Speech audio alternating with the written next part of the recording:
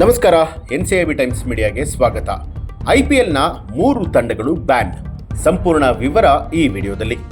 IPL 2008ರಿಂದ ಆರಂಭ ಆಗಿದ್ದು RCB ಅಲ್ಲಿಂದ 17 ಸೀಸನ್ವರೆಗೂ ಕೂಡ ಒಂದೇ ಒಂದು ಟ್ರೋಫಿಯನ್ನ ಎತ್ತಿರಲಿಲ್ಲ.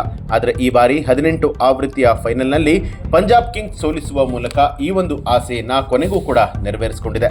ಈ ನಡುವೆ IPLನಿಂದ ಬ್ಯಾನ್ ಆದ ತಂಡಗಳ ಬಗ್ಗೆ ಸುದ್ದಿಯೊಂದು ಹರಿದಾಡ್ತಾ ಇರುವಂಥದ್ದು. ಹಾಗಾದರೆ ಯಾವೆಲ್ಲ ಟೀಮ್ಗಳು ಔಟ್ ಆಗಿತ್ತು ಅನ್ನುವಂಥದ್ರ ಬಗ್ಗೆ ಮಾಹಿತಿಯನ್ನ ತಿಳಿದುಕೊಳ್ಳೋಣ.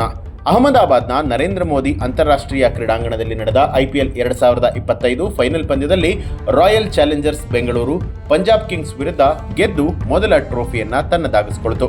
ಅಂದು ಬರೀ ಕರ್ನಾಟಕ ಅಷ್ಟೇ ಅಲ್ಲದೆ ಇಡೀ ದೇಶವೇ RCB ಗೆಲುವಿನ ಸಂಭ್ರಮಾಚರಣೆಯಲ್ಲಿ ಮಿಂದೆದ್ದು ಹೋಗಿತ್ತು. RCB 17 ವರ್ಷಗಳ ಬಳಿಕ ಫೈನಲ್ ಗೆದ್ದ ಹಿನ್ನೆಲೆಯಲ್ಲಿ ಜೂನ್ 4ರಂದು ಬೆಂಗಳೂರಿನಲ್ಲಿ ವಿಜಯೋತ್ಸವ ಆಯೋಜನೆ ಮಾಡಲಾಗಿತ್ತು. ಈ ವೇಳೆ ಚಿನ್ನಸ್ವಾಮಿ ಕ್ರೀಡಾಂಗಣದಲ್ಲಿ ಕಾಲ್ತುಳಿತ ಸಂಭವಿಸಿ 11 ಜನ ಪ್ರಾಣವನ್ನ ಕಳೆದುಕೊಂಡಿದ್ದು, ಈ ದುರಂತ ಇಡೀ ದೇಶವನ್ನೇ ಬೆಚ್ಚಿ ಬೀಳಿಸುವಂತೆ ಮಾಡಿತ್ತು. ಬಳಿಕ ರಾಯಲ್ ಚಾಲೆಂಜರ್ಸ್ ಬೆಂಗಳೂರು ತಂಡವನ್ನ IPLನಿಂದಲೇ ಹೊರಹಾಕಬೇಕು ಅನ್ನುವಂಥ ಮಾತುಗಳು ಕೂಡ ಕೇಳಿಬಂದಿತ್ತು. ಇದಕ್ಕೆ ವಿರೋಧಗಳು ಕೂಡ ವ್ಯಕ್ತವಾಗಿತ್ತು. ಈ ನಡುವೆ IPLನಿಂದ ಬ್ಯಾನ್ ಆದ ತಂಡಗಳ ಬಗ್ಗೆ ಸುದ್ದಿಯೊಂದು ಇದೀಗ ಭಾರಿ ವೈರಲ್ ಆಗ್ತಾ ಇದೆ. IPL 2025 ಈಗಾಗಲೇ ಮುಕ್ತಾಯ ಆಗಿದ್ದು, ಈ ಬಾರಿಯ ಟೂರ್ನಿಯಲ್ಲಿ RCB ಚಾಂಪಿಯನ್ ಪಟ್ಟವನ್ನು ಅಲಂಕರಿಸಿದೆ. ಅದಕ್ಕೂ ಮುಂಚಿತವಾಗಿ IPLನಲ್ಲಿ ಚಾಂಪಿಯನ್ ಪಟ್ಟ ಅಲಂಕರಿಸಿದ ತಂಡದಲ್ಲಿ ಡೆಕ್ಕನ್ ಚಾರ್ಜರ್ಸ್ ಕೂಡ ಒಂದಾಗಿತ್ತು. 2009ರಲ್ಲಿ ಡೆಕ್ಕನ್ ಚಾರ್ಜರ್ಸ್ ತಂಡ ಟ್ರೋಫಿ ಗೆದ್ದಿದೆಯಾದರೂ ಕೂಡ ಕೆಲವೇ ವರ್ಷದಲ್ಲಿ ಈ ಫ್ರಾಂಚೈಸಿ IPLನಿಂದ ಕಾಣೆಯಾಗಿ ಬಿಡಿತು.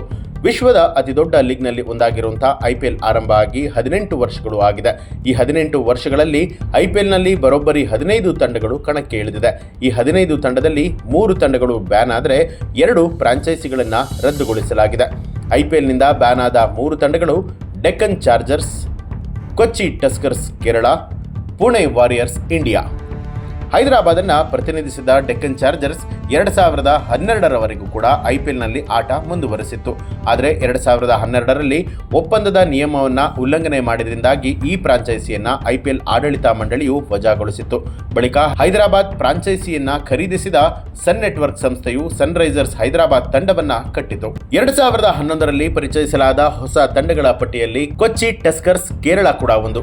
ಆದರೆ ಮೊದಲ ಆವೃತ್ತಿಯಲ್ಲೇ ಫ್ರಾಂಚೈಸಿ ಶುಲ್ಕದ ಭಾಗ ಆಗಿರುವಂತಹ 10% ಬ್ಯಾಂಕ್ ಗ್ಯಾರಂಟಿಯನ್ನ ಪಾವತಿ ಮಾಡುವಲ್ಲಿ ಈ ತಂಡದ ಮಾಲೀಕರು ವಿಫಲರಾಗಿದ್ದು, ಆಗ ಅದನ್ನ IPLನಿಂದ ಬ್ಯಾನ್ ಮಾಡಲಾಯಿತು.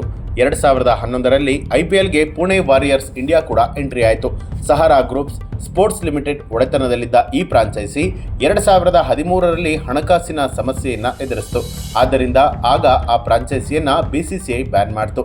ಇನ್ನು 2015ರಲ್ಲಿ ಚೆನ್ನೈ ಸೂಪರ್ ಕಿಂಗ್ಸ್ ಹಾಗೂ ರಾಜಸ್ಥಾನ್ ರಾಯಲ್ಸ್ IPLನಿಂದ ಅಮಾನತುಗೊಂಡ ಹಿನ್ನೆಲೆಯಲ್ಲಿ ಗುಜರಾತ್ ಲಯನ್ಸ್ ತಂಡವನ್ನ ಪರಿಚಯ ಮಾಡಲಾಯಿತು.